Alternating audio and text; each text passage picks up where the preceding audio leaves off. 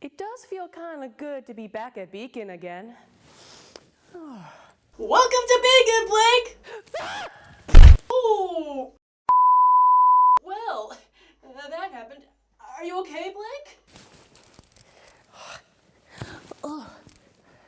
Stop scaring me, editor! Okay, sorry. You don't need to be a scaredy cat, Blake. I mean, come on, we got a video that we gotta do. Did you just make a pun? Just because I edit things doesn't mean I can't make jokes. Okay, then. All right. So now I am back to talk about the first time I went to Beacon and the first time I actually saw my friends. Well, for starters, we're gonna focus on what RWBY did when she started to go to Beacon, because she's not like 17 years old. At the time, she was 15 years old. So you're probably wondering, how did she went to Beacon? Well, good question. On the first night before she went to Beacon, she just went to a local store, just probably like to read some comics or something like that. And then all of a sudden, a Bob Moss named Roman Torchwick came in to steal the dust. And one of the henchmen saw her and they threatened to rob her. And she said, Are you robbing me? Yes. Oh. and she beats the crap out of them. Classic stuff, I guess, for her. And because even though that she managed to beat the henchman, Roman was able to escape, but then she tried to stop him, but then a chopper came along and tried to destroy her. Then all of a sudden, one of the headmasters named Glenda came out and saved her. And then we meet some mysterious figure. We don't know who this figure is, but that will appear later on. Of course, RWBY was really impressed by it, but unfortunately, she got arrested mainly just because she was fighting outside without no license or something like that. While Glenda was scolding her, the head huntsman around and the headmaster of Beacon Academy was Ozpin. He came in and told her the very first thing he said, "You have silver eyes." Of course, RWBY was kind of a little confused about that, but he told her, why do you want to be a huntress? And she said because that she wants to help save people, and also she told her that her sister had been in the Beacon Academy, and she wants to fight basically. And then after telling a little bit more of her story, Ozpin allowed her to join Beacon Academy, which was something that RWBY had been dreaming to be in. Of course, Yang was really proud of her sister since she's going to go along with her. And then on their way to Beacon Academy. So, Yang and RWBY went to see Beacon for the first time, and they were happy to finally get to Beacon, because Yang encourages her to go and meet some friends. But RWBY said the only friend that she really loves is her crescent rose, aka her weapon. And what does Yang do? She just leaves her so she could just find friends, because she has quote-unquote friends that we never really see again. I mean, whatever. I mean, everyone has friends. And while Yang went to hang out with her quote-unquote buddies, she stumbles upon Weishi. And of course, their introduction doesn't go very well.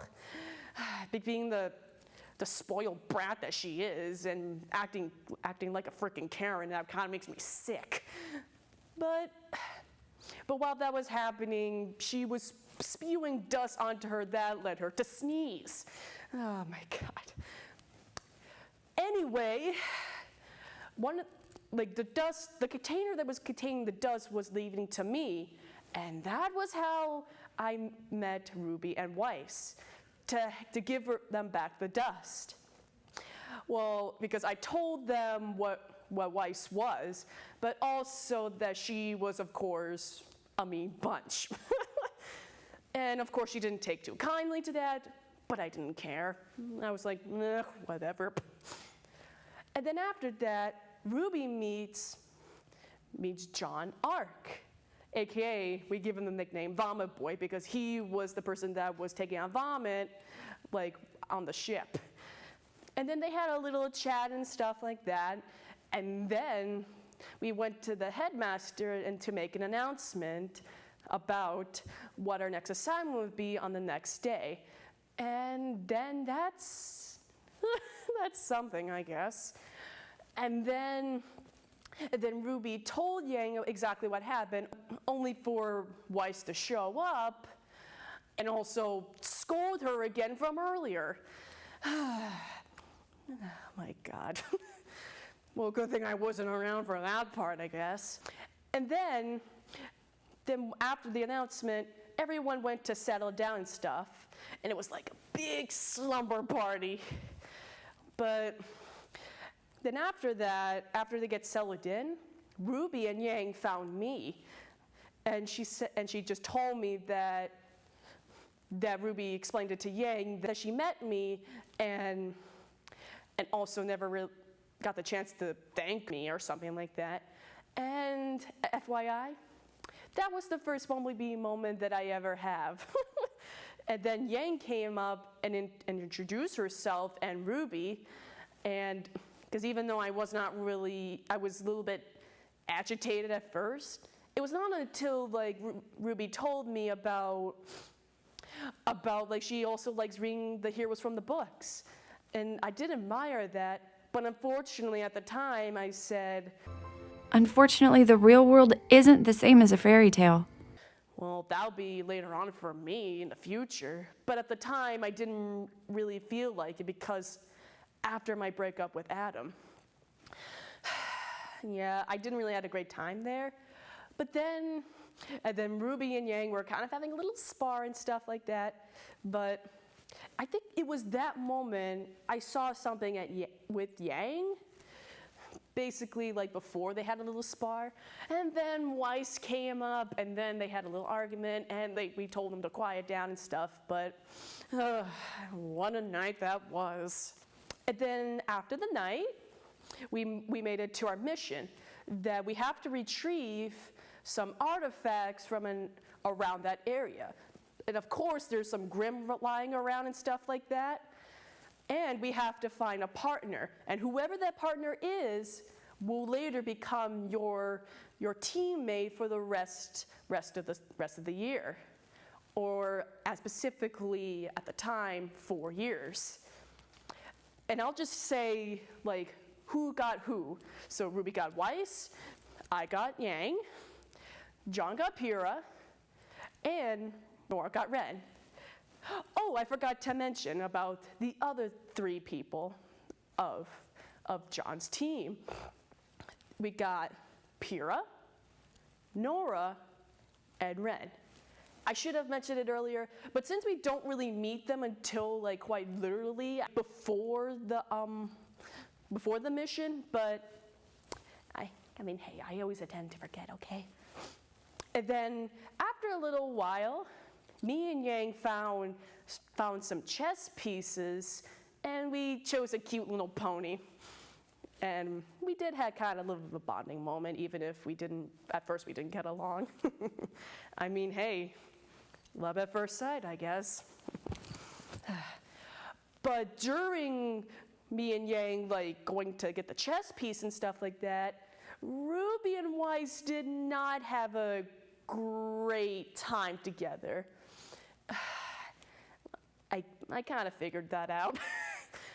But John and Pyrrha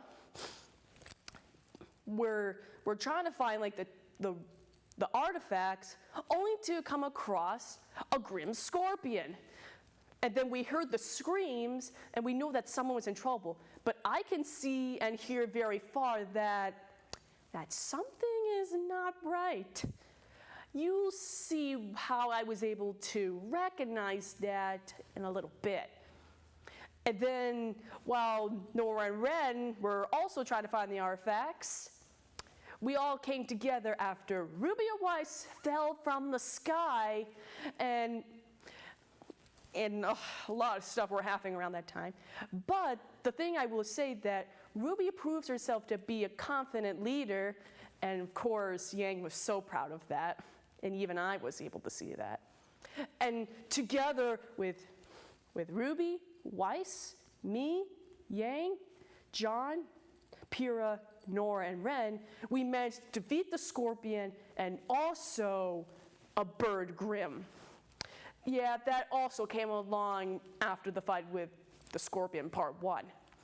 And then after we grabbed all the chess pieces and stuff and defeat all that, we all came as teams. John, Pyrrha, Nora, and Ren became Team Juniper, and for Ruby, Weiss, me, and Yang, we became Team Ruby. And of course, Ruby Rose is the leader. But Weiss was kind of disappointed at this at first because she is supposed to be the smart one, and while Ruby, she does not have like those qualities that Weiss has. And during a class, she became so frustrated at the fact that she scolded her for being like, oh, you're not supposed to be a leader. You don't even have the qualities for that. Well, of course, that went well. Only for like Weiss to talk to Professor Port and Ruby to talk to Professor Ozpin about like each of their discussions from earlier. And for those two people, they got the support they needed. And then later on, they begin to bond. And also, I did appreciate that, even though that I didn't really get the chance to see it. All right, what else? Oh, right. So even though that John didn't have the courage to tell us about this, but John got some encouragement to tell us that a man named John Carter was bullying him. Oh my God. I can't really say this because he's also kind of a racist. You'll see what I mean in a little bit too. And then typical stuff happened, and then Professor Ublik told them that they better get along or else bad things are going to happen. And then a little while after that, Pyrrha tries to support John and help him about all the stuff is happening, only to reveal that John lied about being a huntsman and cheated his way into Beacon Academy. I know that's kind of a little bit harsh to think about. And of course, Pyrrha promises not to tell them anything about that secret. And speaking of that, Carton was listening to the whole thing, only for him to say, like, if I'm going to keep this secret, you better be my servant. That's clearly what it is. Like, he blackmails him and stuff like that, and sorry, it's just this guy. I just hate him so much. Anyways, then the next day, John has to go with Carton's team to do all the stuff for them, those lazy bastards. And while we were collecting the jam in the Red Forest, John realized that Carton was planning to spill Pyrrha with the jam with all the Grim Bees, I think they're called. I don't remember. I wasn't really there at the time. I'm just explaining what he told me. And he refused to let that happen. So he took the blame and refused. And of course, he gets beaten up. And while that was happening, and a bear Grimm comes by and attacks the group, only for John to come and save him with a little bit of Pyrrha's help because of her semblance. And then Carton decides, okay, fine, I'll leave you alone. You're not a loser anymore. Goodbye. I'm glad that got out of the way. And then after a while, the Vital Festival was about to become a reality pretty soon. While that was happening, we realized that one of the shops were destroyed, and Ruby thought it was, of course, Roman Torchwick. But Weiss, she thought it was the White Fae. Well, of course, she's directly saying that she blames the Faunus. And of course, I get really mad about that and try to defend my guts. And then all of a sudden, we heard something, and it was another Faunus. And he was running away from the police because he was being a stowaway. And we chased it after him just because Weiss wanted to, I guess.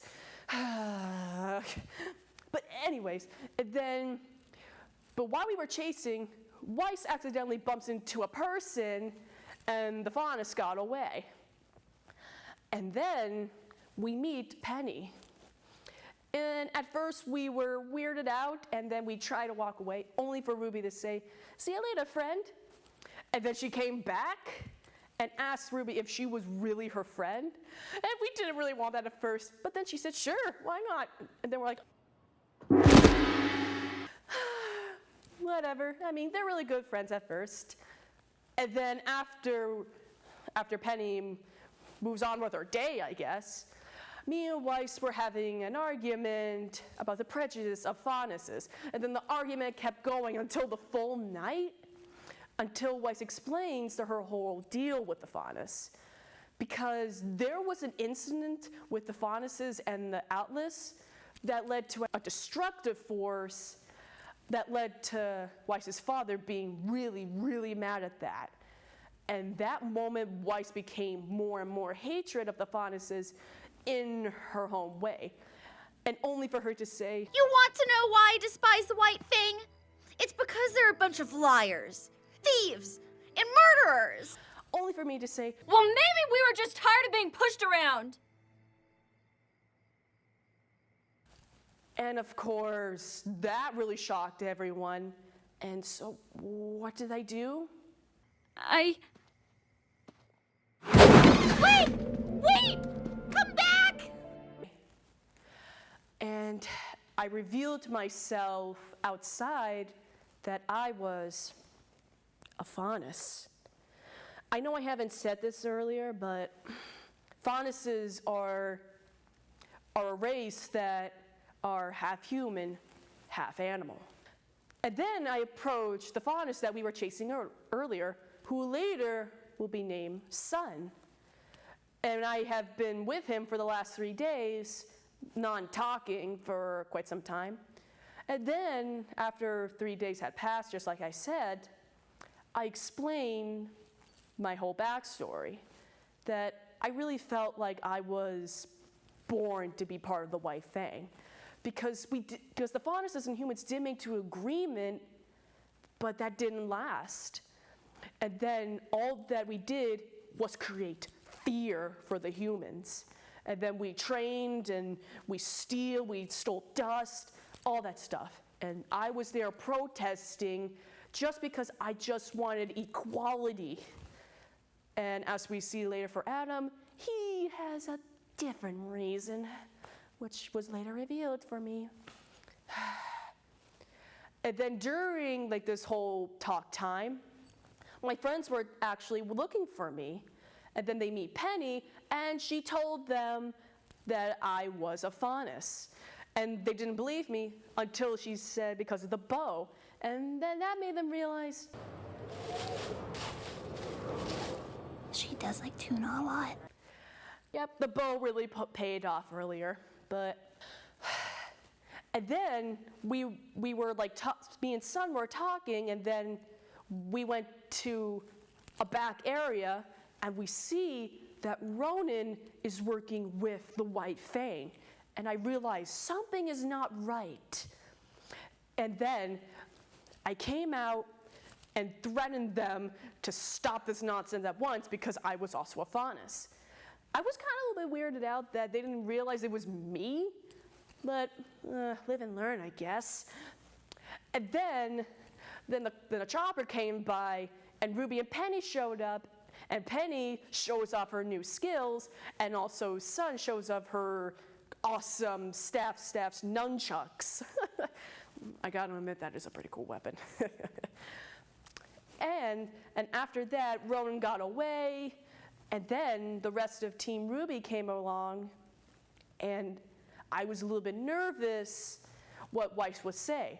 And she said, I don't care. You don't care? after 12 hours of thinking, and she just told me, All I want to know is that the next time something this big comes up, you'll come to your teammates and not someone else. and of course that eases me, and I finally got accepted by my team again. And little did we know that Penny had to leave for unknown reasons we didn't know at the time. But I'll say that in next time.